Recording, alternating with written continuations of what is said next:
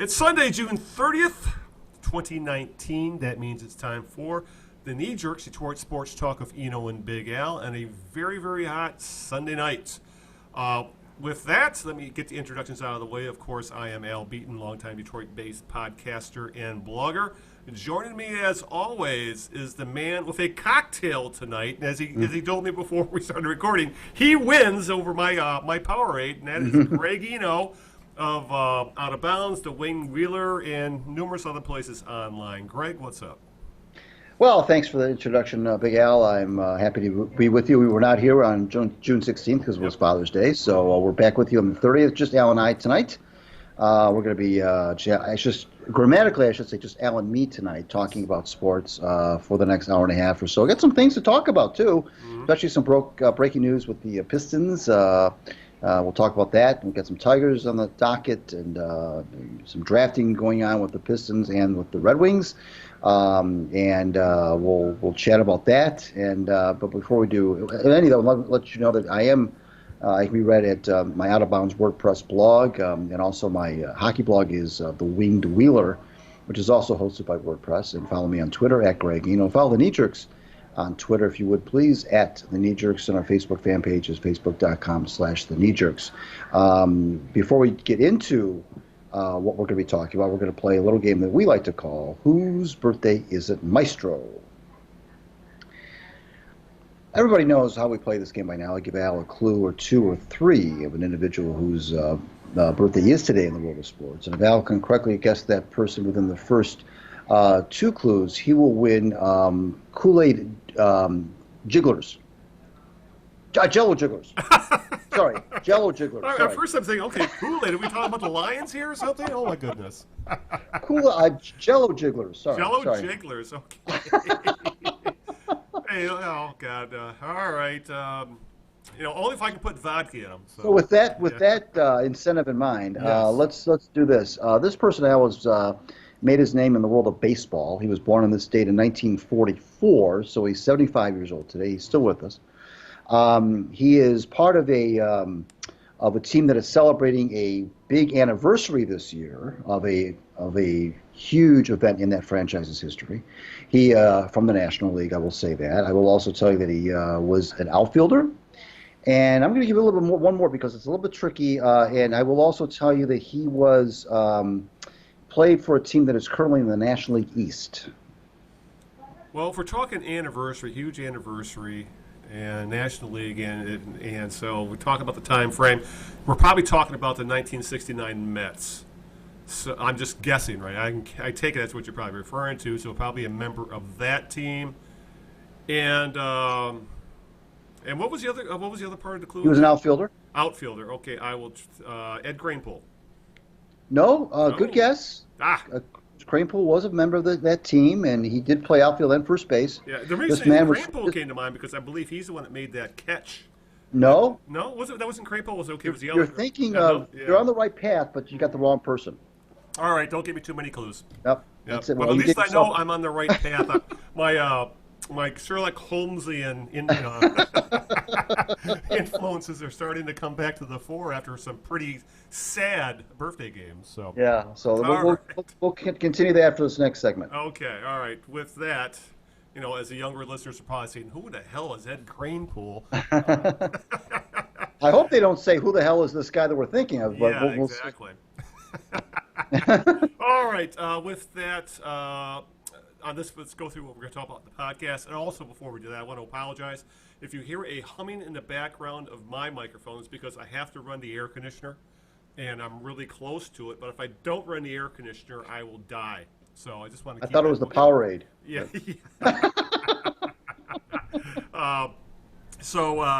I'll do my best to get rid of it in post, but that's what that hum is, just warning you now. All right, with that, obviously, today, just before we started recording, NBA free agency broke, or I should say broke at 6 p.m. That's when it supposedly started, even though rumors have been flying for a couple days now. And the Pistons actually made a little bit of news by signing former NBA MVP Derrick Rose. He's not that same player now. We'll get into that. But that was, plus the Pistons had their draft recently. We'll talk about that. Obviously, the Wings and Steve Yzerman made some news with with their draft as well, and a lot to talk about with the Tigers, Greg, because they are. This is starting to. That team right now is starting to look 2003 levels of bad. We'll get into that as well. Yeah. But we will start with the Detroit Pistons for once. Normally, they're like the afterthoughts in this podcast because, well, what are they going to do? But the free agency started today. We'll get into their draft picks in a little bit, but the big news is free agency. And they didn't have a lot of money to spend, Greg. I know this is all very convoluted with how they have exceptions to the salary cap and things like that because the Pistons literally are pretty much up against it. But as they're not over the cap, the soft cap, I guess you can call it, they are allowed what they call the biannual exemption, which is they can spend $9 million and change however they see fit, and they also have a $3 million one as well. But with the $9 million exemption, they signed Derrick Rose. Most well known from his days with the Bulls, where he was an MVP before his career literally got derailed by injury. He had a bit of a comeback year last year, coming off the bench for the Timberwolves, and he has agreed to sign the Pistons for actually a pretty darn reasonable contract. I believe it ended up being approximately $7 million a year, 2-year deal. Rose is still in his early 30s, so this deal, Greg, kind of lines up with the timeline with Blake Griffin because he's still under contract for a couple years, and also Andre Drummond, who is under contract for another year, plus he has a player option. So this is all the timeline. All this lines up with what they're going on. When it comes to Rose, he's not the guy you remember with the Bulls where he was, an electrifying ball player, a score-first point guard. But he is a guy that this type of player, Greg, this team has really lacked, and that is someone other than Blake Griffin who can create their own shot. He's not a great outside shooter. He's a good enough outside shooter. But even with coming off all the knee injuries and everything else he's been through injury-wise, he's still a slasher. He's still a guy who can finish at the rim, which is something the Pistons literally don't have other than what Griffin can do. So, as I said before we started recording, this is a pretty smart signing, specifically money-wise. If you've been following along with free agency in the NBA over the last couple hours, ESPN is live with all this stuff for the next 5 hours, I believe. And you're seeing deals like Ricky Rubio getting $50 million. It's who's not a spring chicken anymore, by the way. Exactly. Ricky Rubio's pushing 30 himself. So when you see a deal, so this is money-wise. I think this is the Pistons are being very, very smart, and they have to be smart because they literally have no room to just throw money around like we're seeing some of these other teams do in free agency, like they do every year. So in some ways, Greg, I would say their being capped out is kind of helped them in that they had to make a smart signing, not a crazy signing, if you know what I'm saying. Well, this is really one of those situations, Al, in free agency, especially in the NBA, where both sides kind of came together at the right time. You mentioned the Pistons with their money situation, and which is tight, and only having pretty much the mid-level exemption with which to play.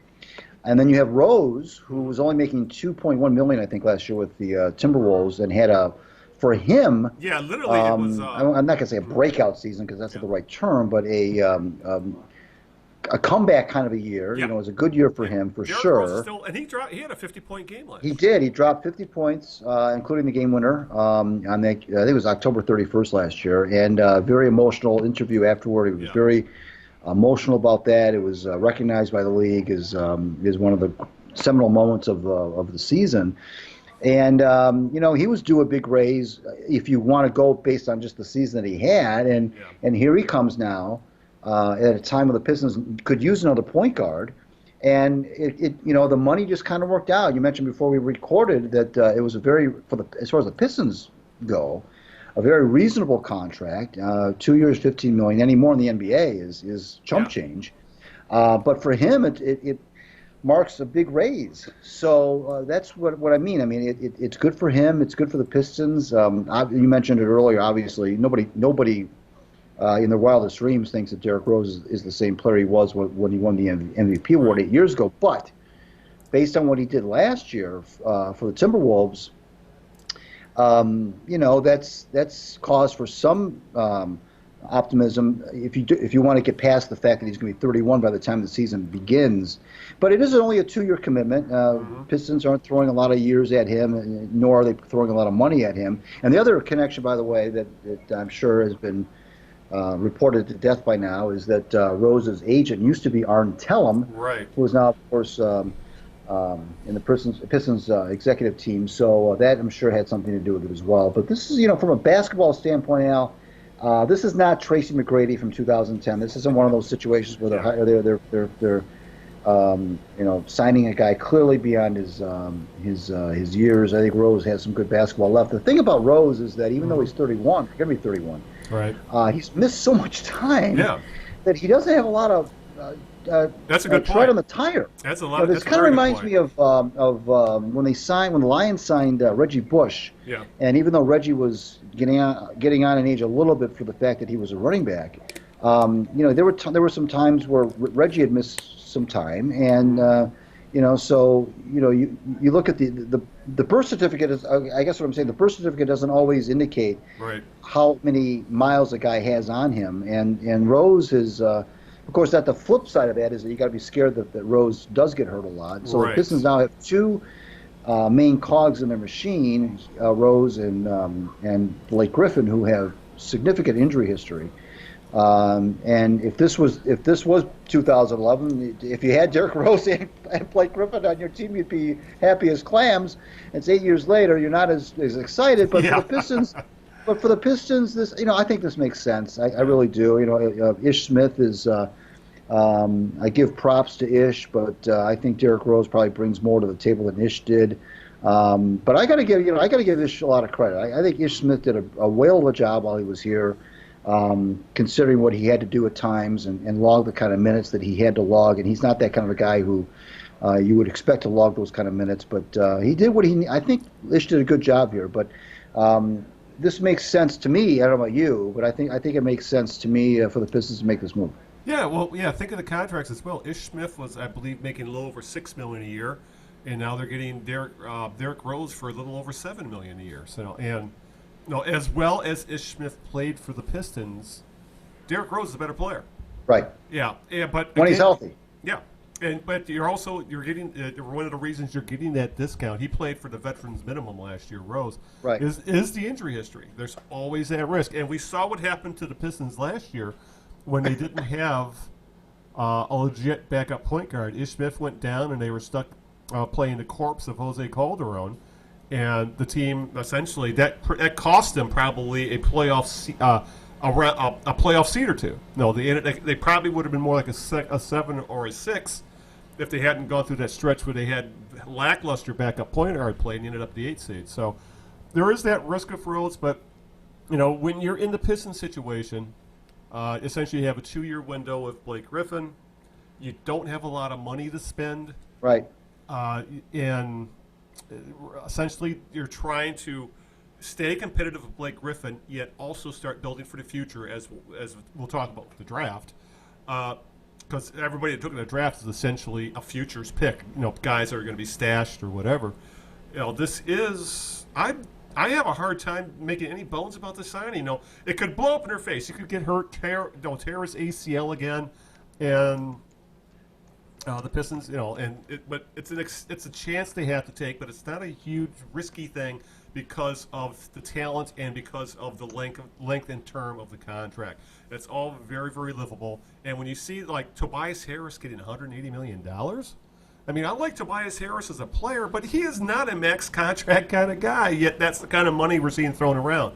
So to get a undeniably talented, if somewhat diminished player, I have really no complaints with what Ed Stefanski is doing in this offseason. You can't. This is for as much as we've both derided the Pistons, and with good reason, for a franchise that has not even won a playoff game in 11 years. Right. it's really hard, I think, to complain about this move. I mean, I don't know I don't know what you would say about this move to complain about it. I mean, the money's okay, the commitment, the amount of years is okay. Considering the situation the Pistons find themselves in financially, I don't know what you would have them do. Yeah. Other than this, I think the fact that they're signing anybody, frankly, in free agency is significant. And we're going to talk about the trade that they made at the draft in a second. But I don't know where you'd really come down hard on them on this. I think this is one of those moves that's relatively safe. When I say safe financially, I know that you can't ever really say safe with Derrick Rose in terms of his physical well-being. You like to think that he's gotten that out of his system, but the guy is due to have a healthy season. Let's put it that way. And so, I mean, he's. You mentioned at the top of the discussion about a guy who can create his own shot, but also, creating space on the floor. There's a lot of. In Dwayne Casey's offense, you're trying to get shots off on the perimeter. You're going to hoist probably 20, 25 3-point shots a game. You need a guy who's going to be able to, with the second, which is what he did for the Wolves, by the way. He was a second unit guy essentially, right. And he can create some matchup problems in a second unit situation and create some shots. Those perimeter shots for other players. So this is going to be interesting to see what he does for the second unit. I don't know that he'll start because of Reggie Jackson, but I can see Rose, 25 minutes a game. Some nights pushing 30 minutes a game. Will he be on the floor in the last 2 minutes of the game in a close game? I don't know. I mean, it'll be interesting to see how Dwayne Casey uses him. He may go small. He may put Rose and Jackson on the floor at the same time. I mean, you don't know. We saw some of that last year with Jackson playing the 2, not the 1. So. Right. So we'll see, but I just don't know I don't know where you could really, kill the Pistons on this one. I don't see, as much as I've killed them in the past and other things, I don't know where you could really just flat out say, well, this is a terrible move. Yeah. As they say, necessity is the mother of invention, and they desperately needed a backup point guard because they weren't going to bring back Yzerman because they needed someone who could actually shoot. Even though. Rose isn't the best outside shooter. He did have a career best from 3-point last year, 37%, which is better than Smith. And as you said, I have very little complaints about this, considering the situation that Stan Van Gundy put this team in, and they're finding enough wiggle room to make some smart moves. And I guess that'll lead us to the draft and the trade that they made going into the draft, where let's kind of break that down a little bit. In that, the Pistons going into the draft owned the 15th and I believe the 45th pick in the draft, first and second round. Before the draft, they traded John Lure, who was completely out of the rotation, was an expiring deal. I believe he was making $10 million a year. It was one of those bad, toxic contracts that Stan Van Gundy had given out, and they traded to the Bucks for Tony Snell. A wing, a good-sized small forward. Essentially, he fills a position the Pistons didn't have, a 3-and-D small forward. So, and even though Snell kind of fell out of the Bucks rotation at the end of the year because of injury, he had a pretty darn good couple of seasons with them. He is a solid NBA player. And he will fit right into the Pistons. He'll probably go right in the starting lineup because they really don't have another small forward. So he's going to be in the rotation. And with that, they also got the 30th pick of the draft in the first round. This is essentially the Bucks had to clear salary cap room. So and this is how it's done in the NBA, the way they cleared room to get rid of a guy he had 2 years left on his deal, you have to throw in a draft pick. Pistons took advantage of it. It fits the need, and they got a draft pick. But this is where things got kind of weird because at the time I was up north, kind of following all this online. I'm like, what are they doing? But so they entered the draft with the 15th and 30th pick of the first round and the 45th pick of the second round. Then Stefanski dealt the 30th pick for 4 second-round picks, which I was like, what? Huh? What? Because there was some interesting talent there. Kevin Porter Jr., Bol. There were some guys who had drafted in the draft that thought maybe the Pistons would take a flyer on. But Stefanski made another flurry of deals, and when all was said and done, he ended up with the taking Sekou Doumbouya at 15. He's an 18-year-old French forward, the youngest player in the draft, and he's already built like Stanley Johnson. We know how Stanley Johnson was built. And in the second round, they ended up with 19-year-old Lithuanian. These names, pardon me if I'm pronouncing it wrong, probably am. Devidas Servidis at pick number 37, and 21-year-old, what I can pronounce, a junior point guard out of Tennessee who's supposed to be freakishly athletic but still raw, and that is Jordan Bone. He took him at 57. Bone has already signed a 2-week contract. He is going to, I think, probably spend most of the year in Grand Rapids with the G League team. The Lithuanian kid, from all accounts, he's just going to be said, keep playing in Europe. We'll see you in a year or two. And then the French kid, this is your something we haven't seen the Pistons do in a long time, Greg. He is the high ceiling, low floor, swing for the fences kind of player because he's so young and he's so raw. But he was playing in a high level league in Europe, and from all accounts, a lot of people thought he would go higher in the lottery, and he fell into the Pistons' lap at 15. So rather than take a more sure thing, they said, we see talent here. We're going to swing for the fences. This could be – no, they're hoping to find themselves another a Greek freak or something like that in the middle of the draft. That's the sort of draft pick this is. You just don't know. But that's the thing with these picks. Other than getting Snell, these other 3 picks – are essentially guys for the future. 1, 2, 3 years down the line. So this is the Pistons. I'm not sure I would have done that with that 30th round draft pick, but they ended up with 3 high upside players, even though they may have low floors. So in this draft, again, when you see how drafts end the fall, I really don't have.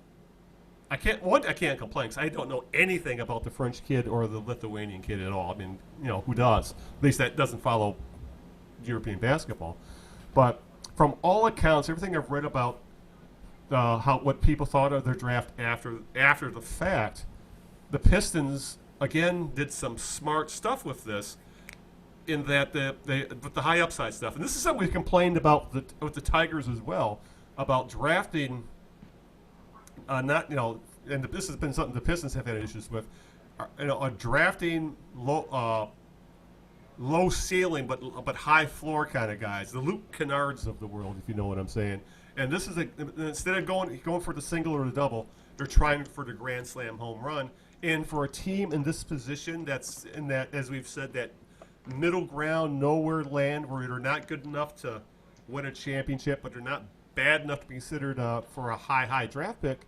These are the kind of checks you have to make. So, again, for all the question marks they had about Ed Stefanski when he was hired as quote-unquote senior advisor, he really does seem to be taking an analytic, smart way of trying to rebuild the team. And, I think it was a fairly smart draft for them. Yeah, I agree with you. I think that the fan base is a little bit concerned that the Pistons are hitching their wagon once again to the trio of Jackson, Griffin, and Drummond, but there really isn't anything that they can do other than that right now. Exactly. I don't know what you would have them do. The smart thing to do is just ride the contracts out. Yeah, you really can't do much more than that. The hope is that somehow that the 3 of them stay healthy, which is a huge question mark for 2 of the 3 anyway, and then you hope that they somehow find some sort of chemistry that has developed a little bit. But I'm still Al. I'm still sour on Drummond. I'm still not pleased with his performance in the playoffs against the Bucks. I thought that he was, especially after he seemed to have turned a corner in the last half of the year. He seemed to really be playing with a sense of purpose. There was a couple of games in that Bucks series where he was all but invisible on the court. Yeah, I can't get a handle on this guy. I really can't. there's been so many big men in the NBA who've been throughout the years that have been enigmas. Yeah. Benoit Benjamin and Joe Barry Carroll, and there's just to name two of them, and Right. they seem to have all this talent, and just don't seem to be able to um, get the most out of it. And I don't I want to give Andre the benefit of the doubt, but I'm just not sure what the Pistons have in this guy. I really don't. Um, I was heartened by what Griffin did last year, albeit he got hurt at the end of the year, which was not unusual. But there really isn't much, like you said, there really isn't much to do right now other than write out these contracts. You mentioned Snell. The thing I like about Snell is that he seems to be the kind of a long guy that, when I say long, I mean in terms of his physical nature and the way he can, his three-point ability. It's funny how anymore when you talk about guys' field goal percentage, you don't even talk about their two-point percentage anymore. Right. Yeah. It's always about the first thing that comes out in the articles and the descriptions of players is their three-point shooting. Mm-hmm. That's the first thing that you look at. I mean, so and so who shot 37% from behind the arc last year. That's the first thing. That's the first statistic that's even mentioned before points per game, before rebounds, before anything, before Right. two-point percentage, is what's the guy's three-point percentage. That's the way the game is gone. That's the way it is nowadays. So, Snell, I think that was he kind of got lost in Milwaukee. Right. We'll see what happens with the Pistons, but I agree with you. I think that this kid that they drafted at 15 was. I know a couple of people who are huge NBA followers, and they were really excited about this pick. This is not Darko Milicic redo. This isn't Joe Dumars trying to be the smartest guy in the room. This is a guy who at 15, the Pistons feel like, and the rest of the league feels like, is it's a project, but could really pay dividends 2 or 3 years off. And the thing I like about it too, Al, is that the Pistons, for a franchise who have really done nothing in the past decade, for them to kind of say, okay, we're going to take a kid that's not necessarily going to help us out immediately, but we feel like could help us out in 2 or 3 years, to have that kind of approach is a testament to the fact that this administration is only starting their second year, and when you have that kind of, you almost kind of have that built-in job security to do those kinds of things. Right. Secondly, it shows that I think that they're being pragmatic about it, and it's not being the smartest man in the room. And if it is, if anything else, it's called doing your homework. I think that they acquitted themselves well draft day with between the picks, I should say, in the trade. Yeah, yeah. And think of it this way. Look at the moves the Pistons that have managed to pull off, and then look what's happened in Charlotte, who everybody knew Kemba Walker was going to be a free agent. The Charlotte didn't do a damn thing with him at the trade deadline. Now he's walking to Boston, and they're getting nothing in return for him. And here's the Pistons. They're able to trade John freaking Lure. Right. So right. That alone gives me again, it proves that there are a lot of dumb GMs in the NBA, and Stefanski so far has proved that he is not going to be suckered into making bad panic moves right now. And as you said, for all the people who were upset that they're going back with the same quote. I hate that term "big three," by the way. It's more like "big 2.25." Yeah, realistically, right. But. With those contracts, you still have Langston Galloway's as well, and obviously Reggie Jackson's contract. And it's very possible this could be the last year of Andre Drummond's contract, because his contract for next year is a player option.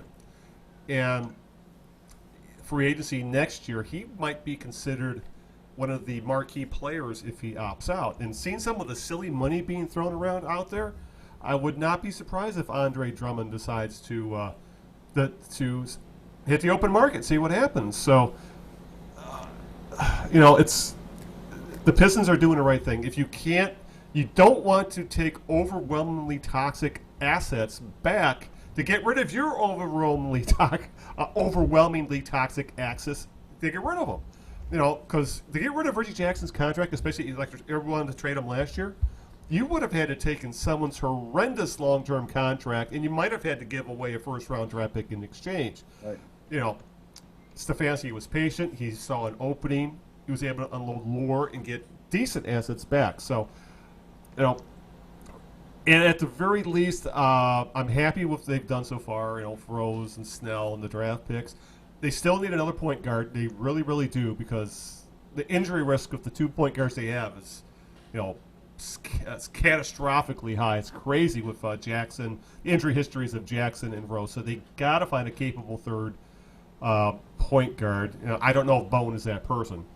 And also, they need another center. They don't have any backup big men, especially after now they've traded Lure. They're not bringing back Zaza Pachulia.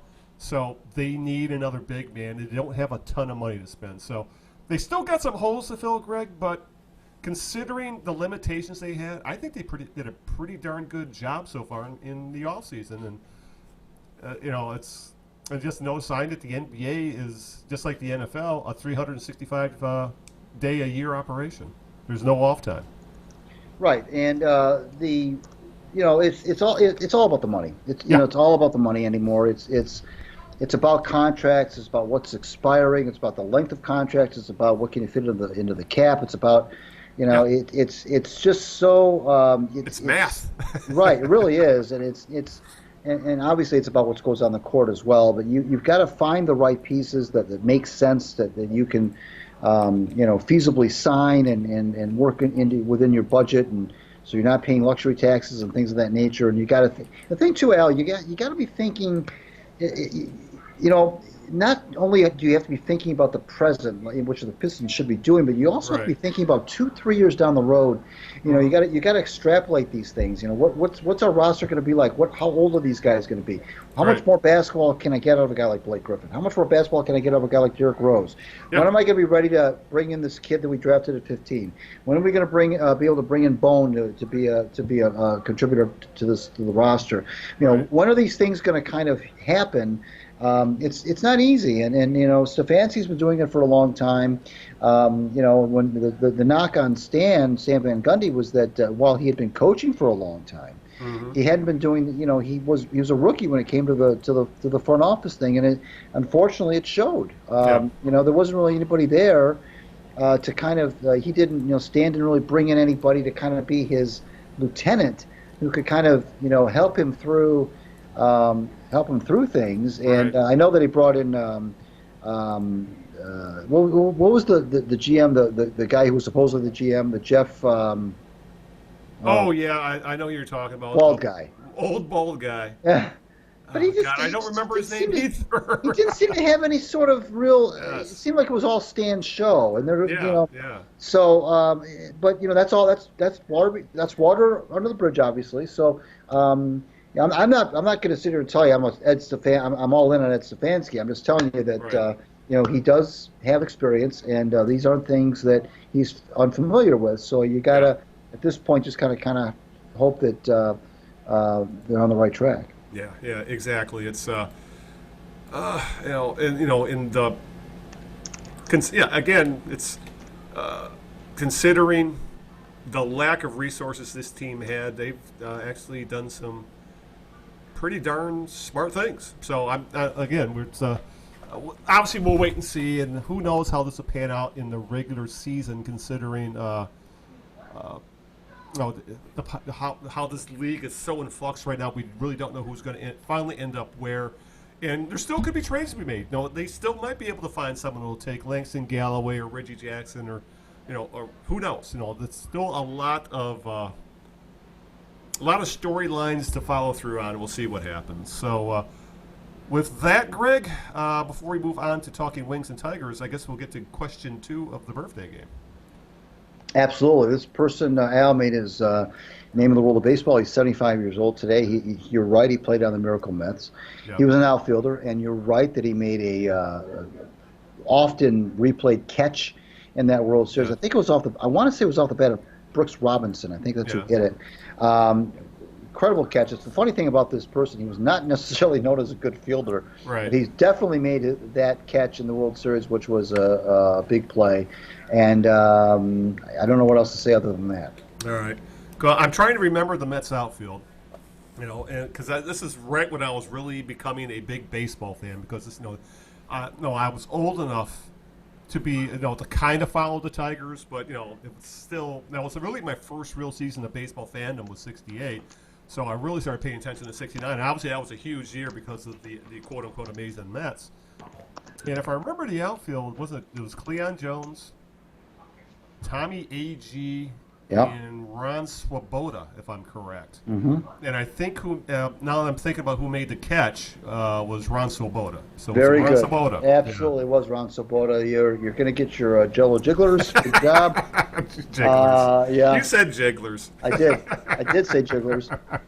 Swoboda did make that catch. He was Swoboda by no means was a star. Not at But he was all. one of those guys that came together on that team who had a good year, and the fact that he made that catch when he was not a very good fielder, right, it's just another indication of how that was the Mets' year. Sometimes it's just your year, and you've got that magic pixie dust sprinkled on you, and Swoboda's catch. I think he made another big catch in that series too, which it wasn't as well known as the catch where he dove. I think he made one of those ice cream cone catches. Yeah. But that was definitely the big catch. But the fact that he even made that catch, it was just testament to. Yeah, and Jones and Agee were far better players. Yes, they really were. Yes, absolutely. Yeah, but boy, talk about again. We're probably our younger listeners are like, what in the hell are they talking about? But in a lot of ways, you remember stuff like this because you lived this. I lived baseball back then because I was really just getting into it big time, because I was playing little league and the Tigers were still good, and and the Mets were the story of 1969 in a lot of ways. So of course they're even if you weren't a fan of that team, they were a team that they were just in the nation's consciousness, and the fact that they beat the Orioles, who I despised because they beat the Tigers. Right. Because that was also the first year of divisions, if I remember as well, right? 68 yes, was the last year of no playoffs. Whoever won the league went to the World Series, and 69 was the first year where they broke the leagues into divisions. So you get a history lesson as well, listeners. Just keep that in mind. Getting all this for free. But yes, I will look forward to my quote unquote jigglers. As I make a quagmire like giggity giggity, talking about it. So, all right, with that, Greg. Before we go down to the most depressing subject, which would be the Tigers, even more depressing than usual, let's go to another team that is, we'll see if these moves were the right ones to make, but considering the situation with the Red Wings and Steve Yzerman's track record, he's going to get the benefit of the doubt. So, last week was the NHL draft. The Wings had the number 6 pick. In what was considered at the time a stunner, a shocking pick, Steve Yzerman selected German defenseman Moritz Seider at the 6th pick. Almost every mock draft, the people who do these things, I couldn't tell you who's who when it comes to European Euro, when it comes to Kid Euros and the US. All the different letter things that go with youth. Well, I would say teenage hockey, the CHL, WHL, whatever. This kid was in most mock drafts was tagged to go probably in that 15 to 25 range. Yet the Wings took him as their as the number 6 pick. And if you saw video of this, because again I was out of town for this, I got to hear about it after the fact. Was even the kid himself looked absolutely shocked that he got picked so high in the draft. Right. He looked like a nervous wreck. But according to the Wings and Steve Yzerman, they thought this kid was the best defenseman available in the draft. And I think it said, and if you look at further on in the draft, where I think they took defensemen in 3 of their first 4 picks, it says volumes of what they think about their young defensemen in the system right now, which obviously is very little. Because they really went overboard on drafting defensemen in this draft. But from all accounts, again, this goes to people taking mock drafts as gospel.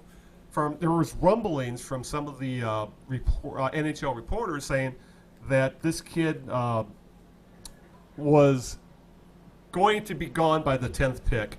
There was a lot of rumblings it was going to be Ken Holland Edmonton who was going to take him.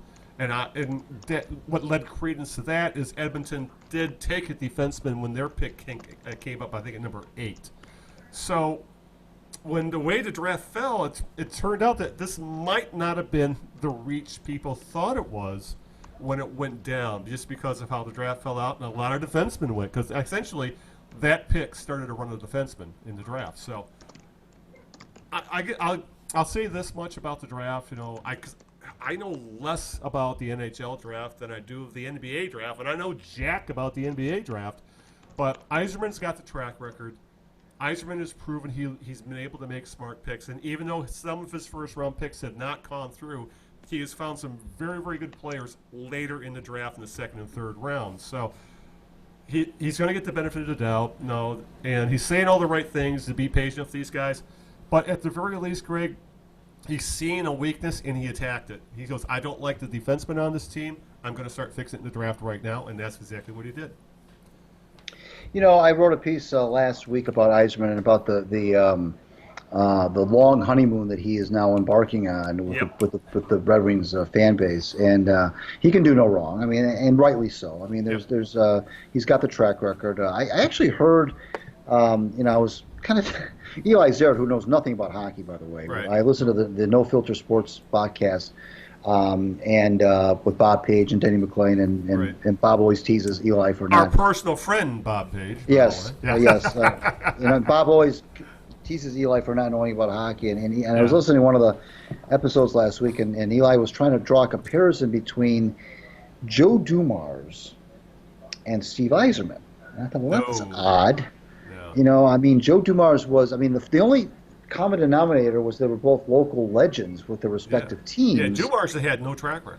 No track record. He was a rookie when he took over the Pistons. He had not done that before. By the way, Joe got hired by the Sacramento Kings. I don't know if you saw that last week.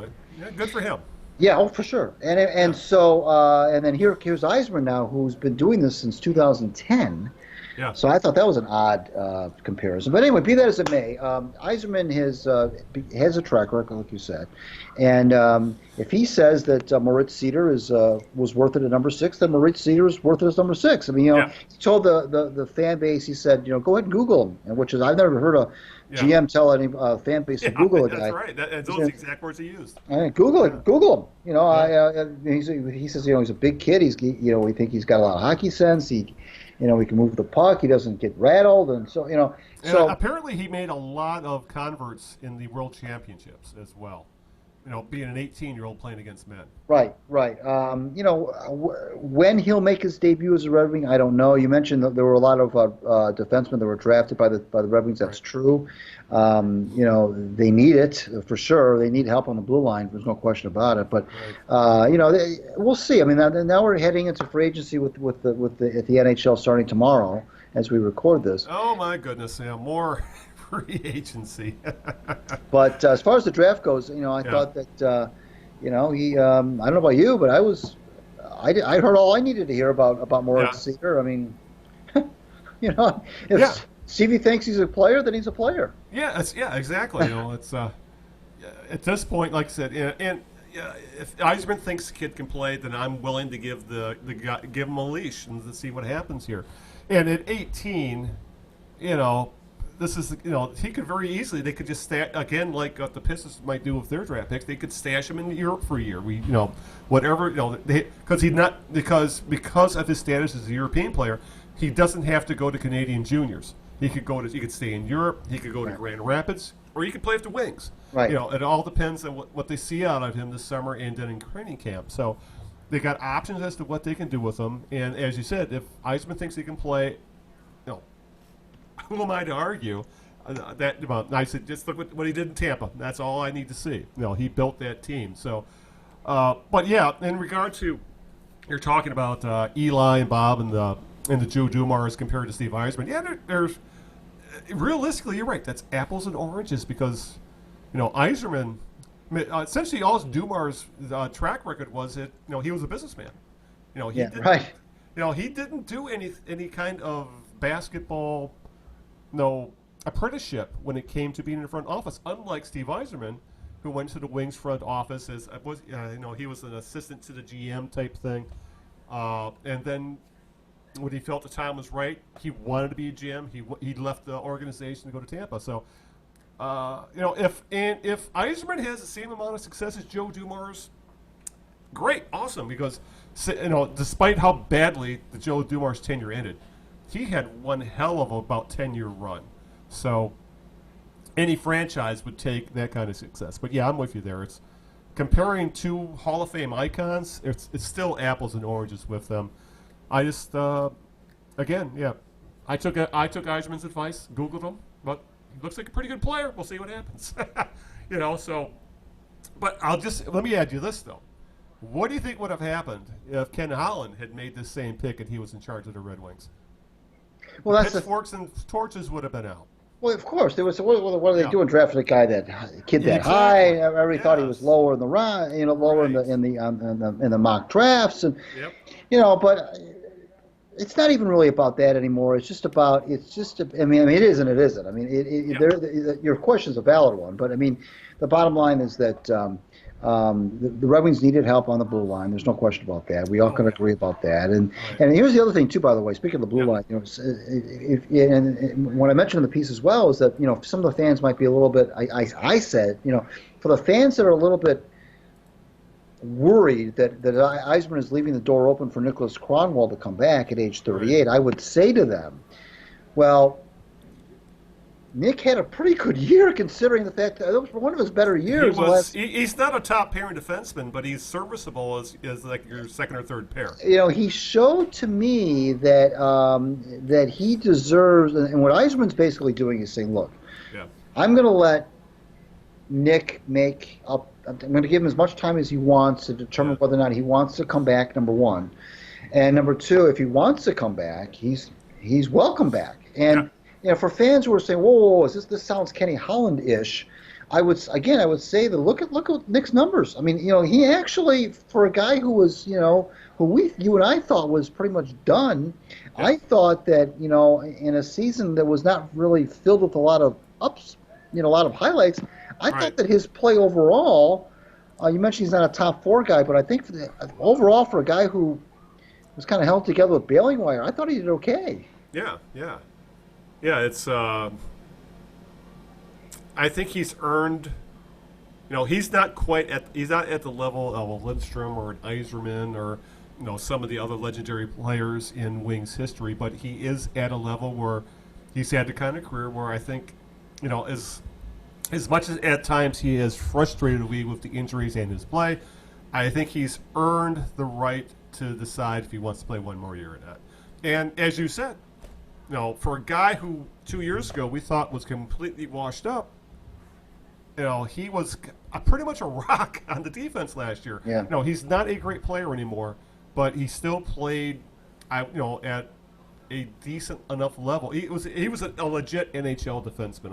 I'll put it that way. Right. He's not a star anymore, but he's better than a lot of guys they put out there. Well, I guess you can put it that way. Well, yeah, and here's the other thing too, Al. It wasn't like the Red Wings were the only team that he could have played for last year. Yeah. That's what you're saying. I mean, it wasn't like, geez, if it wasn't for the Red Wings, he would be out of the league. No, he would have had a job somewhere last year. Yeah, exactly. So, and to Yzerman's credit, he's already said that Thomas Vanek. Well, he hasn't said it in so many words, but it came out that. They've encouraged Thomas Vanek to explore his options, so they're not bringing him back. Supposedly, Luke Witkowski is not going to come back next year. So they are starting to get rid of some of these aging role players. Because those are the kind of positions where they should have young role players that are cheaper. That's interesting, Al, because Vanek was a guy that Dylan Larkin came out publicly and said that Vanek was that he really looked up to Thomas Vanek. He enjoyed his leadership in the locker room. He thought he was a good role model for him, and for somebody who's. But you notice he didn't say he was not very good on the ice last year. That's the problem. Well, I mean, that's one thing to be a locker room leader or to be a mentor. Well, that's a roster spot in the NHL, right? And that speaks to Yzerman's. Hey, it's not about as much as the Red Wings are hitching their wagon to a guy like Dylan Larkin, who's essentially for right now the franchise, for lack of a better, for almost by default. But I mean, he's a good player, and so Yzerman's saying, look, that's all well and good, but it's not about those, not necessarily about whether or not my star player looks up to a guy like Thomas Vanek. It's about, like you said, it's about doing the job on the ice. And Vanek had his moments, and I know he likes playing for the Red Wings, but there comes a time where, like you said, you've got to make space for the younger players, and when you feel like you can spend that money elsewhere. Yeah, exactly. It's they have to start thinking about moving. We've said it. We're frustrated with these these veterans that are kind of hanging around. And they were starting to block some of the guys that sat in Grand Rapids seemingly forever. So, you don't have to replace them all in one season, but you got to start greasing the skids and start shifting your focus from these guys needing mentors to some of these guys are becoming leaders and stuff. Like as you said about Larkin, does Larkin need a mentor at this point? He seems to been a team leader, if you know what I'm saying. That's true. These guys, those are the guys that should be starting to do the leading in the clubhouse. That's a good point.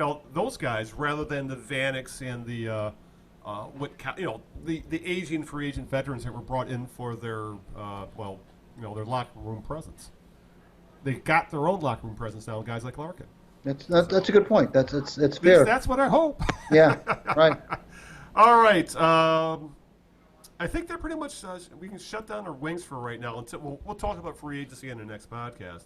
And right now, I really couldn't tell you what they're going to do because they do have some money available. But again, it's all about that. Like Derrick Rose, it's all about the term and the price. We'll just wait and see what happens. I just don't want to see any crazy contracts. This team is not in a position to give one yet. So, all right. With that, Greg, let's get to the. Hit the home stretch of the podcast with a team that's been playing like they're on the home stretch since late April, and that would be the Detroit Tigers. And I guess first off, before we get into it, there is some breaking news in that the Tigers' lone All-Star representative is going to be Shane Green, to no one's surprise, considering he's among league leaders in saves, and he has a ridiculously low ERA of around 1. So. Great, awesome. I'm glad he's going. Again, that helps when they're going to trade him. Now we have an all-star closer. But with that, what's been a bad team, and we spent some of the last podcast really ragging on this team. And the thing is, Greg, they've gotten worse since then. In June, as of the loss this afternoon, they are 5-20 for the month. I mean, the month's over, and that's a mind-boggling bad win percentage of 200 for the month. Weirdly, they've been far worse at home than they have on the road. They're 17 games under 500 at 12-29 at home this year. Even weirder, despite some horrific play over the past pretty much 2 months at this point, they still trail the Royals and the Orioles in the, I guess you call it the 2019 Tankathon. They're neck and neck for the Royals for right now the second pick. Orioles still got like 6 games on them right now. That's just how bad the Orioles are right now. So despite the Tigers playing god-awful 2003 level baseball, they're still not quite in the running for the number 1 draft pick yet. But I guess, should we really be surprised, Greg, that the Tigers are in this situation because of lots of injuries to their starting rotation and to some of the their veteran signees, Jordy Mercer and the like, who've spent most of the year hurt, and obviously ineffectiveness from guys like Jamer Candelario. Ron Gardenhire has been trotting out lineups a starting lineup that has like Ronnie Rodriguez, Gordon Beckham, Nico Goodrum, Harold Castro, John Hicks, Brandon Dixon. I mean, you're not going to win games with that kind of lineup. And if you look at the stats, that's why they're not winning, because with those kind of lineups, essentially full of 4A utility guys, the Tigers are offensively challenged to the point of where it's actually ridiculous. If I was looking up the stats today, and every significant offensive stat, counting and sabermetric, everything from runs to OPS and everything in between, the Tigers are 28th or lower in Major League Baseball in every single offensive stat. My God, Brandon Dixon leads the team with 10 home runs, and he is like the homeless man's version of a Rob Deere at this point. So, and when you think about it, because I looked at it today, Dixon's on base percentage is like 265, and yet he's playing every day at first base. So, and then I also found interesting that was reported in the paper today, because it was a big weekend. They had dozens of people in the stands for the 1984 team anniversary, the celebration they had this weekend. And Jack Morris, who's obviously also works for Fox Sports Detroit, said that the Tigers lack leadership and accountability in the clubhouse. And I guess that's kind of starting to point fingers at guys like Miguel Cabrera, Nick Castellanos, and the like. So it's really becoming a cluster right now. It really, really is. I mean, I was expecting a bad team. I was not expecting a team that was going to start competing with the 2003 Tigers. No, I wasn't either. I think what has people really perplexed now, really upset. Well, there's a lot of things that people are upset by, but I think people who are really a little more serious baseball fans are upset about is that the Tigers seem to really be not playing good fundamental baseball. I mean, there's one thing to just... good point, yes. Definitely. One thing to just say, we're not good enough, we don't have the players. That's one thing. You mentioned Brandon Dixon and so forth. Yeah. And there are granted, tons of 4A players on this team. There's no question about that. But, I don't care how young you are or whether you're a 4A player, you're not a 4A player, the mistakes that they're making, base running blunders, the errors, the mental lapses. Just for example, every team in the league is running on Christian Stewart, for example, in left field. I mean, they're having guys tagging up from second on fly balls to left. And I know I think it was Kirk Gibson made a great point where he's not running to where the ball is supposed to land. He is drifting over there, and then he drifts over, catches it, and then he has to take time to set, and then throw. When that in the major leagues, guys they're gonna keep running on you until you prove you can stop them. So you're right. The fundamentals that we're seeing in this team are sorely lacking, and you got to wonder, what happened to this Tiger way we were supposed to hear about. Well, one of the things that was mentioned when Ron Gardenhire was hired was that he's going to, if nothing else, they're going to play well fundamentally. They may not have play baseball the right way. Right. Yes. May not have the horses, but we're going to play the base. We're going to, like you said, play it the right way, and we're going to not make these mistakes. And there's been nothing but mistakes, and he's getting ejected every other game. And I don't know what it just. Eli's there again. I'll bring him up again, but this time in a different manner. Eli mentioned in his podcast last week that his sources say, and I don't know who they are, but that Gardenhire will be gone at the end of this year, that the Tigers are not happy with him or his the way that the players are not developing and so forth. And they may need a scapegoat. Gardy was Al was hired at a time where most teams were going. We've talked about this. Most teams were going young when it comes to managers. In fact, most teams are going young when it comes to general managers. Right. And a lot of teams are. You look around the league. They've got GMs that are 35, 36 years old. They got managers that are at the same age. And in many cases, have never managed a game in their life at any level of baseball. Alex Cora, for example. Yep. And yet, these are some of the teams that are winning. Why? Well, obviously talent, but also they're really gung ho on the analytics thing. The Tigers have been late to the party when it comes to the analytics thing. Yep. And obviously they're trying to build their farm system up as well at the same time. But the point being is that most teams. I'm not going to sit here and try to be disingenuous because I thought that the hiring of Gardenhire for the type of team that the Tigers had, and this is where this is where I'm going to come clean. I thought that it was a good hire because here I'm thinking that, well, they're not going to win, but they've got a guy who's been around the block, who knows how the game should be played, and I was one of those people who thought, well, if they don't have the talent, then at least maybe they won't beat themselves on most nights, and that's all they do is beat themselves. They're clearly not talented enough to win games even when they're not beating themselves. But when you throw in the errors, and you throw in the mental lapses, and you throw in the base running blunders, and you throw in all the other things that they do, some of which show up on the score in the box score, some of which don't. That's why they win once or twice a week, because they just can't. Their offense is non-existent. You mentioned that. It's just.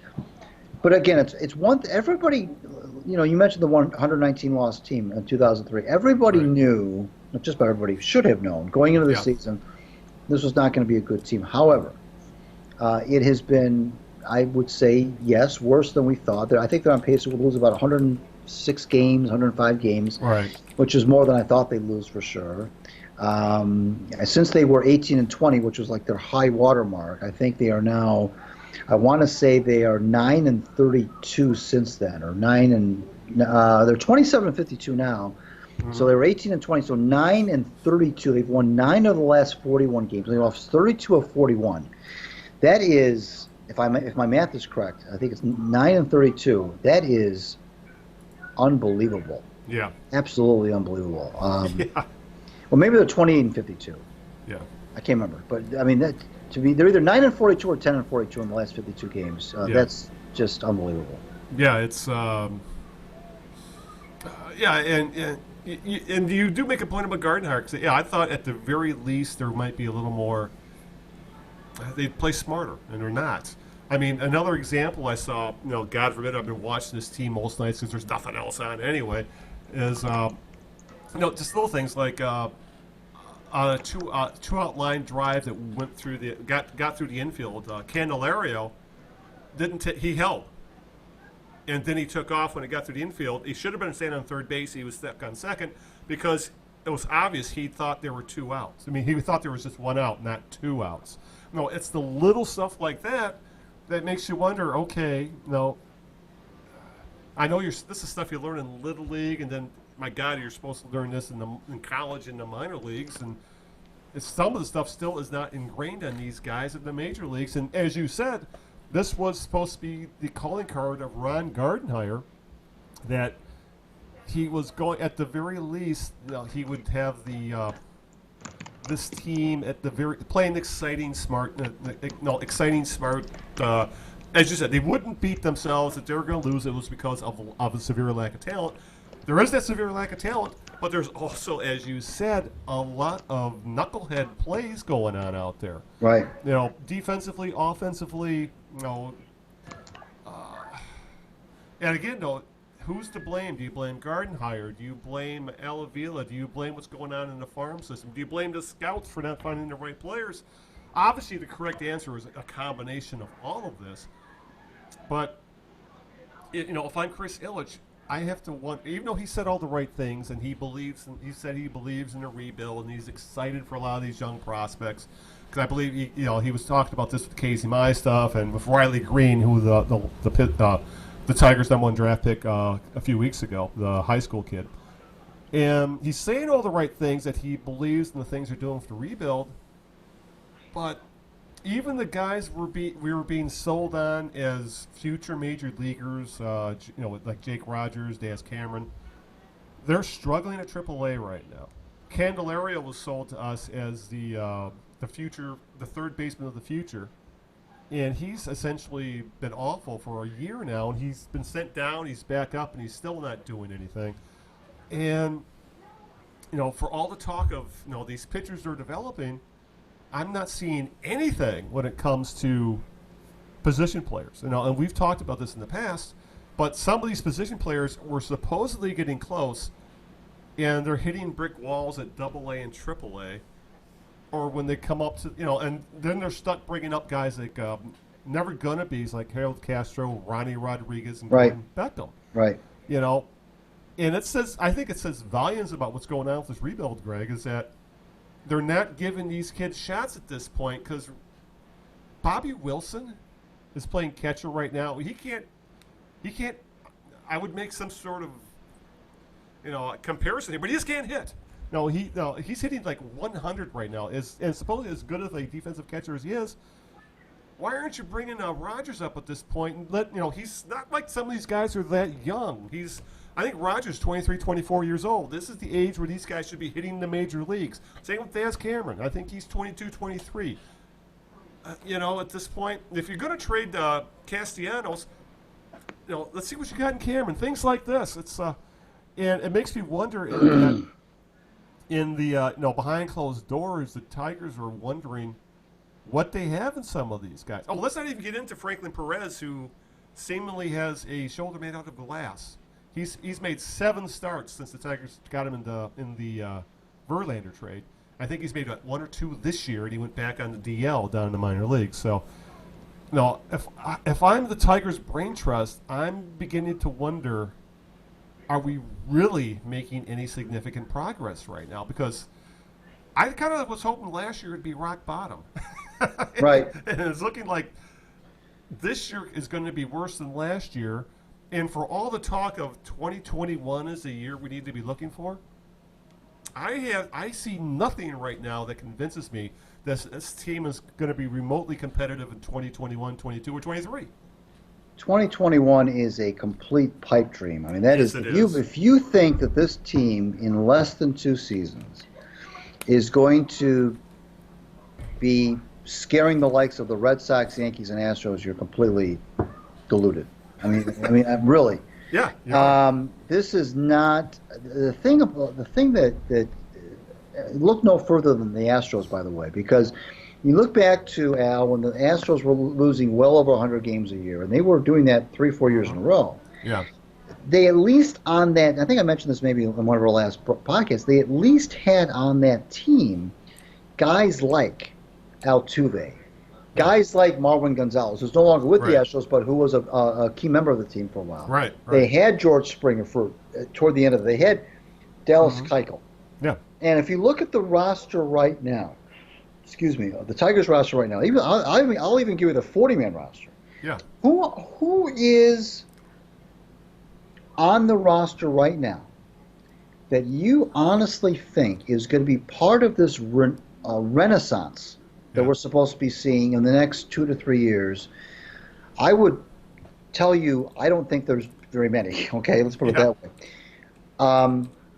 So when you say 2021, and when you say I thought that last year was rock bottom and this team is worse than we thought, and that's what has got the fans kind of freaking out about this rebuild. It's one thing to rebuild. That's fine. Yeah. But when you don't seem to have any pieces that reasonably could be key. I'm not talking about role players. I'm talking about key, big-time contributors beyond the Matt Mannings and the Funkhausers and the Mises, the pitchers.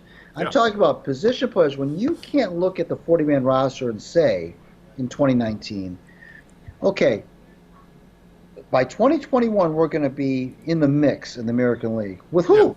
Yeah. Who? You look at the 40-man roster right now. Who are you going to look at and say, yeah, that guy, and that guy, slot him in for 2021? Yeah. Because those are the guys that are going to be everyday position players for this division contending team that we plan to put on the field in less than 2 seasons. Yeah. I mean, I hope I'm wrong, but I don't think I am, and I don't think that the fans believe that either. And I think that's what has them freaking out a little bit. If there was a player or two, whether he was on the big league roster right now or was somebody who was going great guns in Erie or Toledo, and you'd say, well, yeah, I can see him being a key contributor in 2021. Yeah, at least there's somebody to look forward to.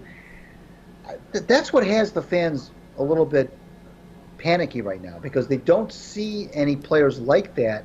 Yep. And if we're talking about 2021, when you don't have any players like that in 2019, and it's just not You look at the rebuilds. You look at I don't care what rebuild you look at. All the successful rebuilds. Let's put it that way. Yeah. Successful rebuilds. I mentioned the Astros. You look at other teams. They've got. If you look at the records, you look at the lousy teams that those players were on. And Altuve was on some horrific teams with the Astros, but he was there. Mm-hmm. And he was a guy that, they lost 110 games, but at least there was somebody like that they could say, he's going to be here when this thing turns around. When this thing turns around, we start winning games, we know that Altuve will be there. Yeah. There's nobody, Al.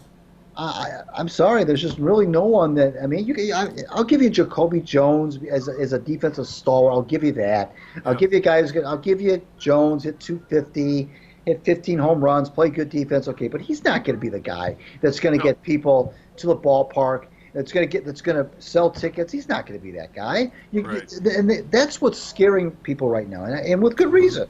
Yeah. Because if we're talking about 2021, I don't even know where this came from, but that's all I've been hearing about is 2021. Well, right.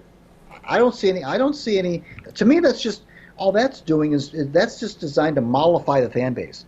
That's just kicking the can down the road. We'll see in 2021 when we promise. Well, fans they may not be the brightest, always the brightest, sharpest tools in the shed, but they're not fools either at times, and they look at the roster and they see the players that are coming to the pike, and there's no one that makes you think like they could be a key cog of a 2021 Tigers team that's going to challenge the likes of the Red Sox, Yankees, and Astros. Yep, exactly. Yeah, I'm looking at the 40-man roster right now, as a matter of fact, and Spencer Turnbull, maybe.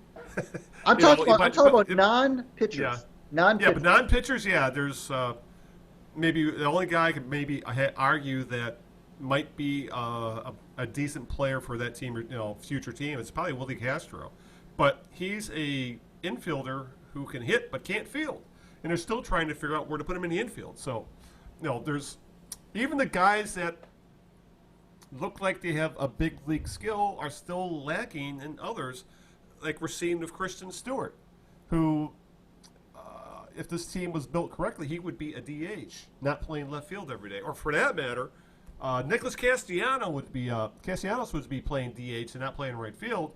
And I guess that should take us to our next Tigers topic was Nick Castellanos getting all emo a couple of weeks ago. No, he's showing his unhappy camper face. Castellanos opened up to the media.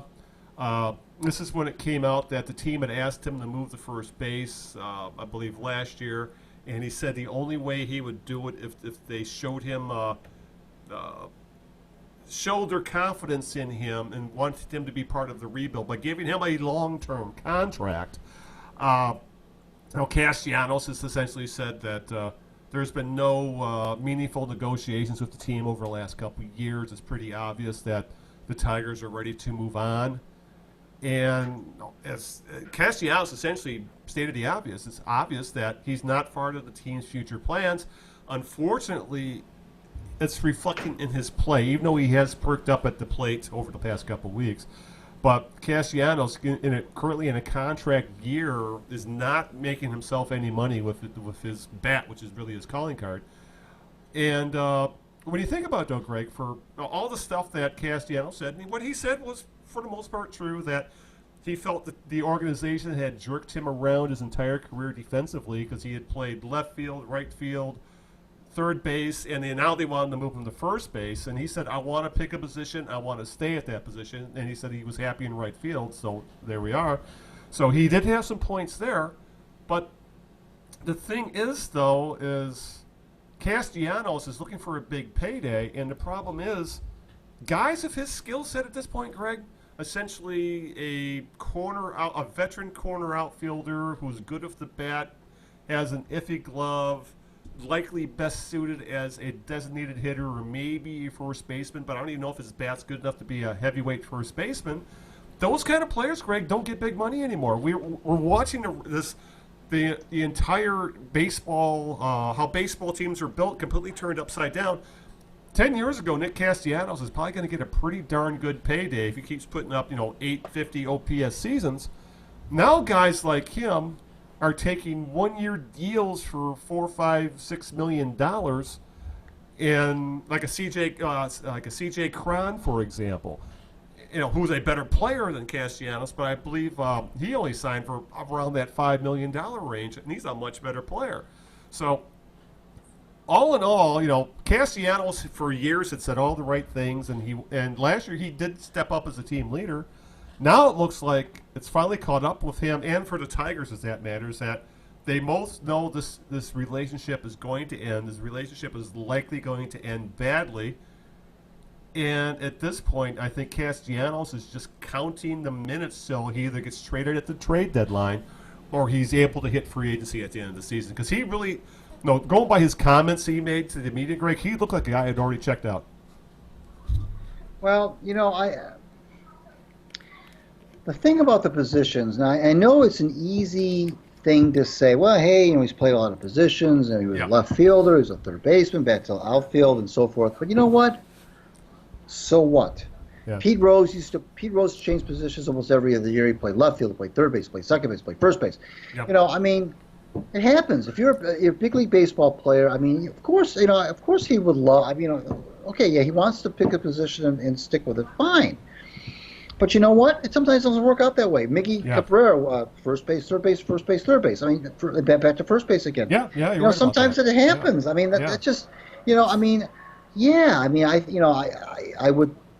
I thought that he was making some strides at third base, except that Brad Ausmus was always taking him out for defensive purposes, which I didn't do anything for his confidence, and especially in years where the Tigers weren't even contending for playoff spots, and he was still yanking Nick out of there in the ninth inning for the defensive purposes. But you know what? Nick is, and I said it, I did a piece on him a few weeks ago, it's bad timing. He's entering his prime years as a Tiger at the worst time you can be a Tiger in your prime years because of the way that the direction the team is going. You mentioned the players of his ilk just don't command the money that they used to. No. And the thing that I said in my piece was that, if you've got guys like Manny Machado and Bryce Harper signing with their new teams just as spring training is beginning, then what does it say about guys like Nick Castellanos? Yeah. I understand, he feels like he's had a lot of mental distractions about this whole contract thing, and am I going to be traded? Am I not going to be traded? The things that Nick talked about in his, when you say emo interview, is really not that much different, Al, than what a lot of big league baseball players encounter. It's the business of the game. It's just I know there's and that was some of the other things he mentioned about it's a business, blah blah blah. Well, you're being paid millions of dollars. Of course, it's a business.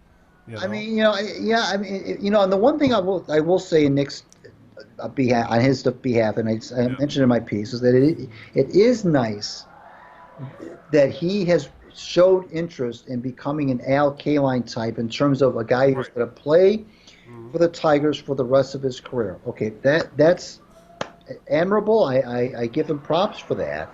It's a nice sentiment. It doesn't happen very often, as you know. Right.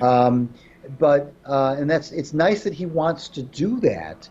But he also has to understand, unfortunately, the way that where the team is right now, it just doesn't necessarily make a lot of sense to give him 5-6 years at $12 million, $50 million a year. Crazy. Yeah, it's to play right nuts. field poorly, and hit 20 home runs and bat 260.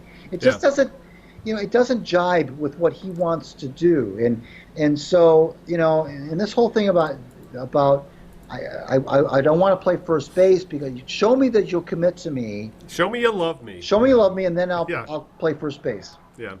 Well, it doesn't work that way. Yeah. We talked about I remember we talked about him during the Tiger Winter Fest, or that right. thing. He didn't show up. And he said, you were saying, well, he told his agent or said through his agent that he wants to have an extension. He wants to know what his what his fate is going to be. Yeah, he tried the pay me or trade me kind of thing. The Tigers said whatever. It just doesn't. I mean, we would all every big league player and every person in this country would love to have job security. Would love to be able to walk into their boss's office and say, "Show me I'm gonna be here for the next 5 years." But it doesn't work out that way. I empathize a little bit with what he's saying, but ultimately, Al, it's just not. It doesn't. He just is coming. His timing is bad, and the sooner he just comes to. And frankly, Al, if he's talking about making a lot of money, whether it's with the Tigers or with another organization after the end of this year when he becomes a free agent, these kind of emo interviews that you talk about isn't helping the cause. It's not. It's not. That's not what inspires people. It's not what makes big league teams want to reach out to you and say, we want Castellanos.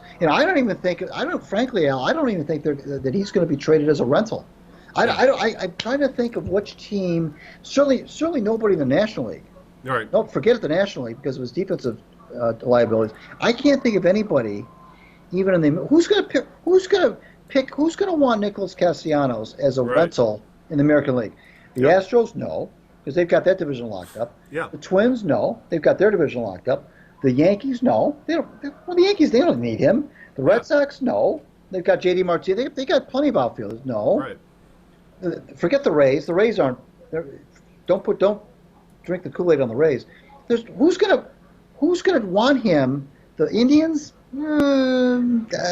Maybe. Yeah. Maybe. But I don't think that he is even going to be a rental down the stretch run. And if you're not even that, when it comes free agent, when it comes time for you to make the big money at the end of the year, I think he's got I don't know what he's going to do, but he's not going to be making the kind of money that he thinks he's going to make, especially with this kind of attitude. Yeah, it's he's just the kind of player at this point of his. He is what he is at this point. He's pretty much. He's 27, 28 years old. This is his peak years of his career, and that means you're good. As you said, he's a guy who could give you 20 home runs, give you an 800 OPS, and get on base at a 330, 340 clip, but he can't play defense. If you look up his defensive WAR, he's been negative WAR, under replacement level defensively every year of his career. And he was god awful last year. At least this year he's hovering almost at league average, but he is not a good defensive player. Baseball is, and we've talked about this, baseball is moving on from players of his ilk. They want guys who can do more than just one thing. Because it's hard to hide guys, as we're seeing right now. The Tigers team is awful defensively. There's no place to hide on the field, and with the advanced metrics show that a bad defensive player can cost you a significant amount of runs over a season, which means fewer wins. So, yeah, Castellanos, I think a couple years ago was counting the moments to get to free agency. As you said, he probably thought he was going to get 4, 5, 6 years at $15, $16, $18 million a year. And now look at how baseball is going and what he can bring. Yeah, he is just another guy who's going to have to wait till probably close to the end of free agency, and then teams that could see a spot for him are going to sign him at a discount, because that's the new baseball right now. That's Moneyball, so to speak. He does not bring anything unique to the table that you can't find in 15 other outfielders, 20 other outfielders. So, and that, you're right, his timing is bad, and I kind of feel for him for that. But again, he's being paid $9 million to play a game of baseball, even if the team sucks. And that's where my sympathy ends. Let me ask you this question. Do you think his next contract that he signs will be for that much money or more per season? What he's making right now? No, he'll make less. And he'll probably have to, and it won't be long term. At best, he'll get a couple years, I bet. If he wants to get more than 1 year, he's going to have to take a discount. That's just the way baseball's going now. Now, if he had said, if he indeed was open to the idea of playing first base, yeah. First of all, I mean, the other thing I don't like about Nick's attitude about that is it's short-sighted. Yeah, If he would say, you know what, I'll take ground balls at first base. I'll work on being. If you want me to play first base, I'll play that's a first good base. point, because if you want to stick in the big leagues, Well, versatility sells. right. You mentioned the corner outfielder thing. Okay, and you're right. But a guy that now if you're a guy, Al, who if you can say, look, I could conceivably, and I may not be able to do this very well, but I could conceivably play third base, Yeah, outfield, and first base. yeah, Well, now you're a little bit more attractive yeah. to a team that maybe would like that kind of flexibility on the roster. Doesn't mean that you're going to be a Gold Glove at any of those positions, of course. Yeah. But if you could say, look, hey guys, I was willing to learn these different positions. Now I'm going to be a first baseman. Now you can kind of become a guy that is like a Nick Markakis kind of a player. You can kind of open up your world a little bit to more Sooners. Yeah. It doesn't mean necessarily you're going to hit you're not going to get 6 years and $72 million, but you might get three years, 20 million, 25 million. I mean, it's short-sighted, and it doesn't do him any good. Yeah. Yeah, it's and that's a really good point. Yeah, because a lot of these guys in the Tigers are managing to extend their careers just because they can play multiple positions, and that would you would think that Castellanos would see this, And it would open him, and it would make National League teams maybe more consider interested him. in him. Yeah, exactly. Yeah. Because you can put him at first base, Right. his bat is good enough to play first base. He won't be an elite first baseman, but he would be a okay first baseman with that bat. The fact that he is unwilling to expand his horizons, so to speak, that's a great point. He's selling himself short, and he's probably costing himself money. Right. And now he's going to be a tough negotiation because he hired Scott Boras as his agent. So I would just say this: he's going to be in for a very rude awakening when free agency hits, and the Tigers fan base is going to be in for a rude awakening if they haven't realized that Castellanos has very little value. Considering the contract and considering what he brings, the Tigers will probably have to just take. They won't get what they got for J.D. Martinez, and they got bupkis for J.D. Martinez. A similar but far better player. Right. So. All right, before we wrap things up, Greg, we got to talk about the other elephant in the Tigers locker room, and it's a really big one at this point. And that's the ongoing decline of Miguel Cabrera. Earlier this month, the Tigers announced Cabrera was going to likely spend the rest of his career as a DH due to what the team called chronic changes in his knee. Essentially, all those years playing all those games, he played and to Cabrera's credit, he played a lot of games that he was hurt. Just look at like the 2013 season, for example. It's all taken a toll at this point. And now that he's, 35, 36 years old, his body is breaking down. The announcement pretty much explains the utter lack of power numbers, Greg. He's only got 4 home runs this year, and his slugging percentage as a utility player level of .388. And this is the same guy that the Tigers owe $124 million to through 2023. And also, I guess if you I don't know if you caught what Lynn Henning was saying on Twitter.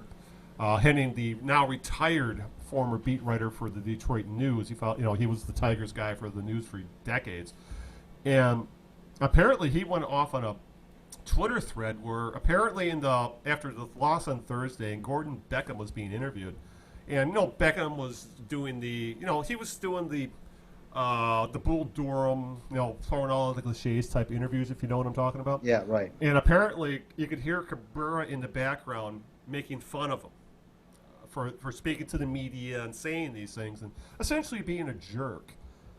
And Henning went off on saying this has become the norm of Cabrera. He's becoming a toxic influence in the locker room. He is out of shape, which is pretty obvious at this point if you look at the gut he's developing.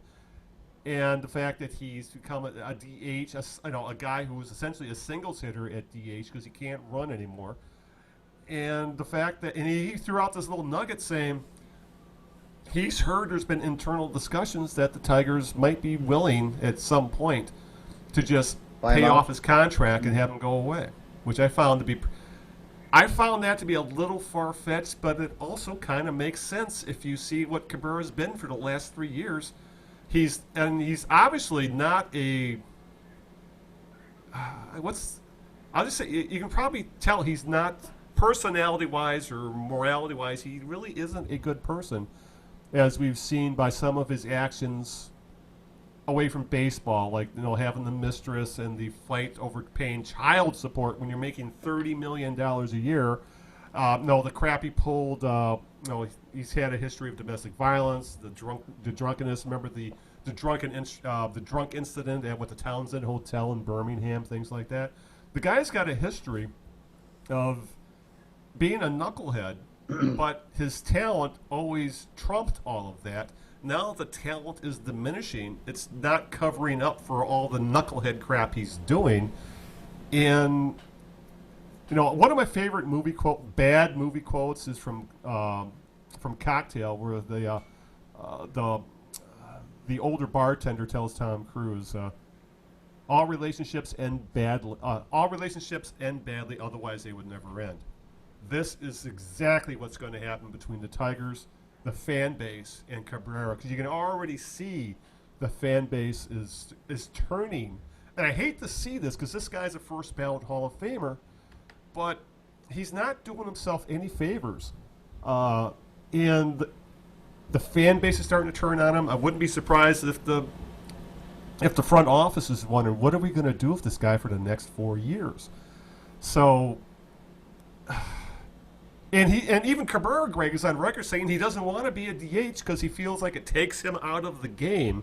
Well, that's a great thing to hear, So, especially after watching Victor Martinez all those years as the DH. Now, say what you will about the end of Victor Martinez's career.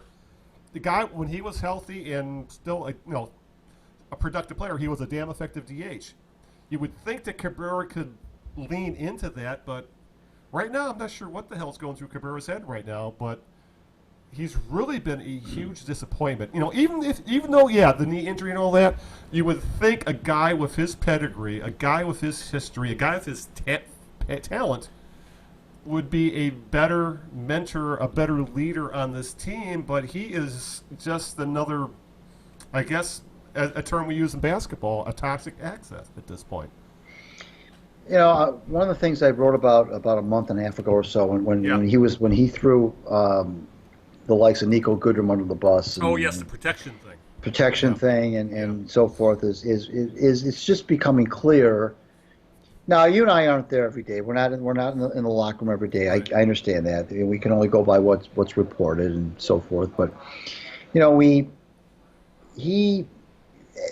as these other players have been traded away, the Verlanders of the world or retired, Martinez, J.D. Martinez, Scherzer, and we'll go on and on and on. As these guys have gone away, there has been now this kind of, what I wrote is kind of a unmasking of who Miguel Cabrera really is in terms of being a leader or a mentor, whatever word you want to use. And I know those are kind of, those are overused words that the fans use, and we use, leaders and mentors and role models and things of that nature. But it's not so much, in this case, it's not so much, Al, about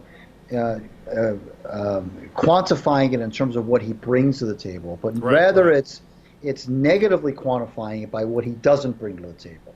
Right. And when you're talking about mocking guys like Beckham, who's not a rookie, by the way, when you're talking about guys, doing things like throwing teammates under the bus, and that's why he doesn't have the power. Yeah, these are guys who are hanging on to the big leagues by the skin of their teeth, right? Yeah, and you mentioned being physically out of shape, and you mentioned the domestic abuse, and you mentioned the drunken incident at the Townsend, and on and on and on. And don't forget the DUI in spring training a few years after. Oh yeah, that too. It's just you want, again, it's like I was talking about Andre Drummond earlier. You want to give the guy, like you said, a first ballot Hall of Famer. You want to give him the benefit of the doubt, and you have to give him props. Yeah. For all that he's done on the field. There's no question about that. I mean, no question. He's given Tiger fans tons of joy over the years. There's no question about it. I mean, lots of big-time performances, Triple Crown and so forth. But it is sad to see it crumble. He's not He's not aging well. He's not fine wine. He's aging like vinegar, Yeah. or bananas. Maybe bananas is a better term. Yeah. He's and it does seem to be really on a collision course with a really nasty divorce Yeah. here. Whether that be an outright release, like you were talking about, whether it be some sort of another way that he's by some miracle traded, and the Tigers eat a bajillion dollars of that contract. I'm not sure what's going to happen. At this juncture, I would be surprised if he finishes his career in Detroit. I really would be. Yeah. And if he does finish it in Detroit, now that's not to say though. I should preface that he may indeed play his last game in the big leagues as a Tiger. Yeah. It just may not be as far out in the future as I think it might be. And I don't think that ending is going to have a lot of people waxing nostalgic. I think it's going to be one of those good riddance things, and it's too bad because it didn't have to be that way. He could have been a guy who owned the town and continued to own it even in his twilight years, and became one of these guys that you kind of your heart just still hitched onto him, even though you knew he couldn't do the things that he did 5-6 years ago. But right now he's being filleted because he can't do the things he did 5 or 6 years ago. And if you were on better terms, Al, if you were a player who was on better terms with the fans, the fans would be much more understanding about your declining skills than they are right now. They are not understanding whatsoever. And one of the things that they mention a lot is what you said, is about the physical girth. Yeah. That's what really makes, and this is a blue collar town. We've said it a million times. These fans, they see right through that stuff. They don't want to see. They see that you're overweight. They see that you're not taking care of yourself. They see that you're out of shape. That doesn't play well here. It does not play well here at all. And that is one of the things that I think has got the fans up in an uproar as well, is the physical obesity almost of him. And it doesn't look. It's not a good look. Right. Yeah, it's this town has seen its share of first ballot Hall of Fame type players who have aged gracefully. The Yzermans of the world, and Joe Dumars, Isaiah Thomas. His career ended because of an injury, so we didn't really get to see the full decline.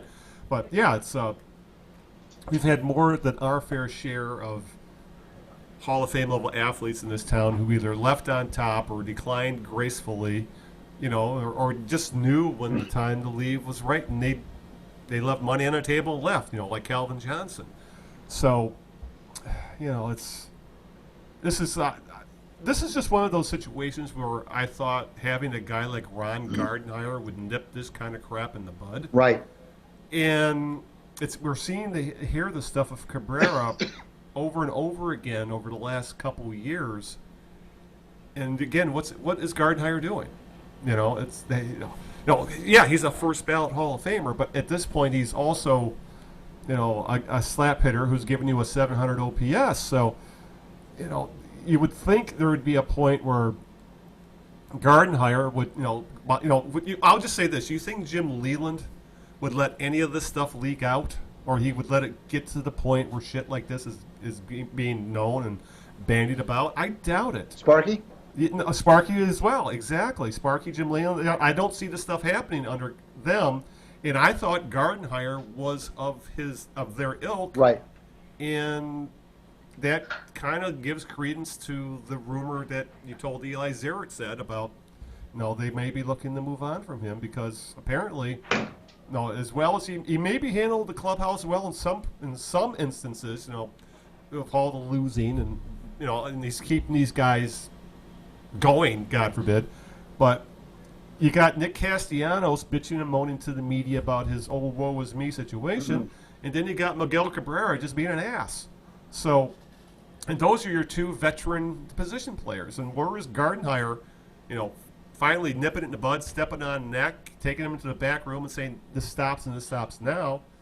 Instead, it seems to be continuing. I don't know if he's giving them, he feels they need to police themselves or what, but there's got to be a point where the manager or the front office steps in and says, shut up, if you know what I'm saying. Right. So, this team, This is turned into the '70s all over again. Oh, gosh. Or for that matter, about 1989 to 2004. Right. So, Yeah. oh my God. But hey, at the very least, the other two teams we talked about at least seem to be making smart moves. So we're 2 for 3 today, anyway, where we didn't bitch too much about the other teams we talked about. All right, with that, let's wrap things up because I know it's. Greg probably needs to go make another martini. So, who's your jerk of the week? This happened a couple weeks ago, but we weren't you and I weren't together on the 16th. But Right. this kind of stuff drives me nuts. Maybe it shouldn't because maybe I'm just oversensitive. But the Good Morning America. The Good Morning America crew I guess they went around. They've been going to different cities and making appearances and so forth, and they've been throwing out first pitches of big league games. And Michael Strahan and Robin Roberts have been going around. So you know how they'll bring teams will bring in people to throw out the first pitch, whether it's a local person or a national celebrity. Right. So they bring out. This drove me crazy. They bring out Strahan, and the Phillies did. In a Phillies, of course, obviously a Phillies uniform. And I'm thinking, you know what? Michael Strahan played his entire career for the New York Giants, which was a bitter rival of the Philadelphia Eagles. Right. The Eagles and the Giants were bitter rivals for years. And here he is with a Phillies jersey on, like he's Mr. Philly, throwing out a first pitch. And you're not. That would be like Aaron Rodgers returning to Detroit in a Tigers jersey, throwing out the first pitch of the Tigers game.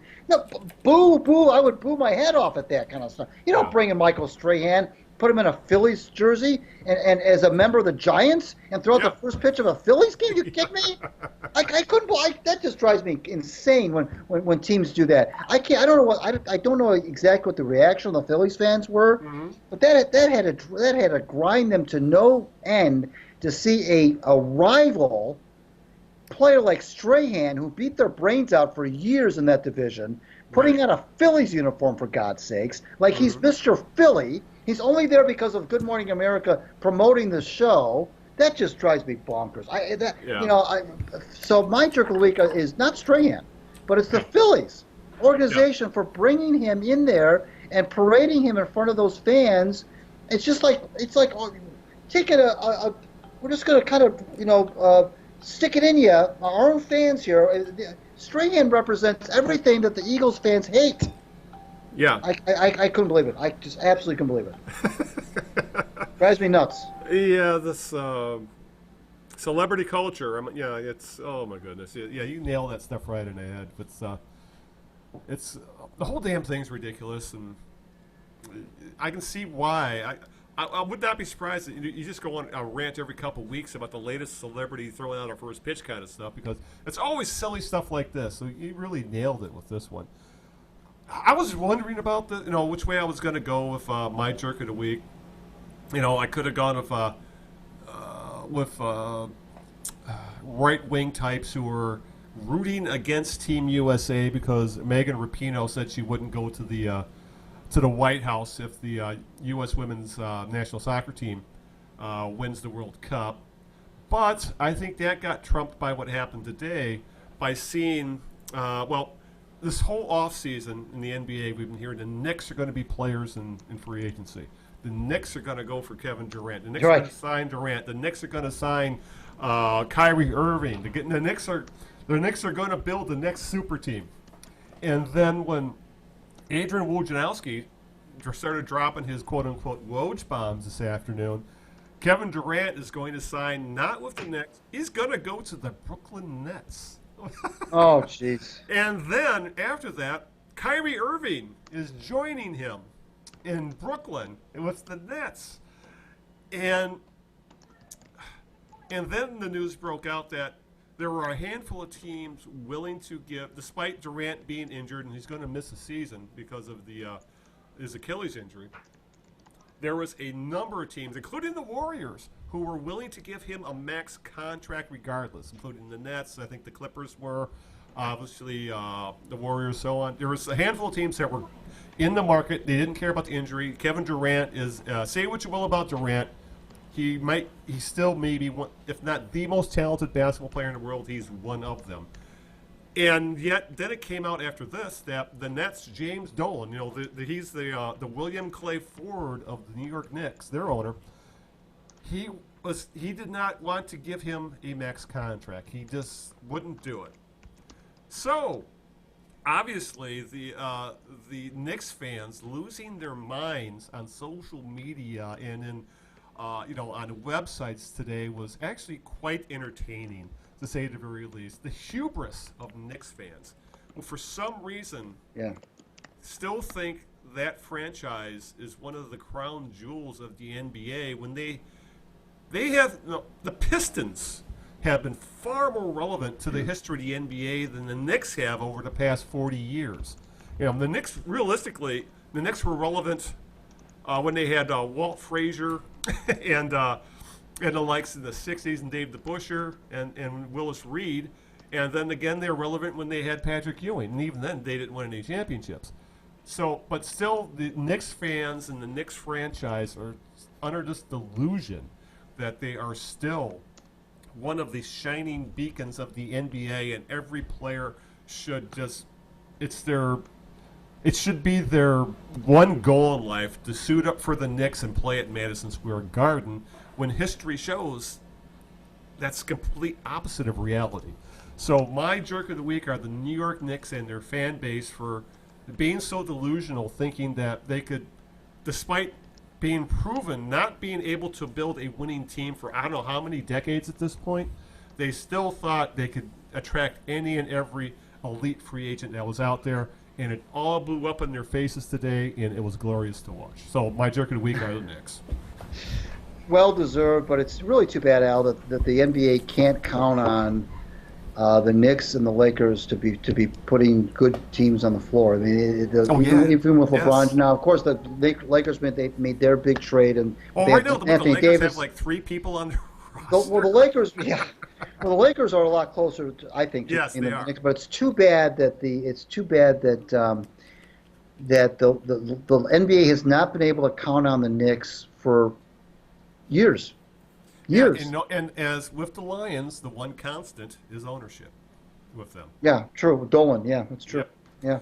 All right, let's wrap things up, Greg. Why don't you get out the thank yous and what fors and hoorahs and everything else? Yeah, Al's going to tell you how to reach the podcast in various and sundry ways. I'll let you know that you can follow us on Twitter at The Knee Jerks. Follow me on Twitter at Greg Eno, and our Facebook fan page, facebook.com/The Knee Jerks. I want to thank my lovely wife Sharon for putting up with this nonsense for another hour and 45 minutes on a Sunday. And thank you, Big Al, for making Sunday night so gosh darn fun. Yes, I want to thank you, Greg, for making me jealous of your dry martini. I hope it was a dry martini. Did you just wave the vermouth over the top of it? And, of course, give a shout-out to my girlfriend Linda, who is busy saving lives in the Taylor ER. God help her. It's Taylor Summer Festival weekend. It has not been fun for her, as everybody knows what Taylor can be like. As well, give a shout-out to the listeners for listening to us talk about stuff that they probably are far too young to remember, such as the 1969 Mets.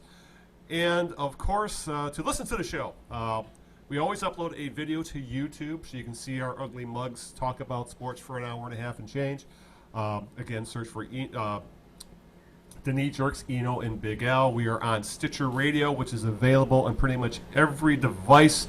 You can find it on your computer browser by going to Stitcher.com. You can find the Stitcher app available in the Google Play Store and, of course, in the iOS App Store. Again, Stitcher, and do a search for The Knee Jerks, Eno and Big Al.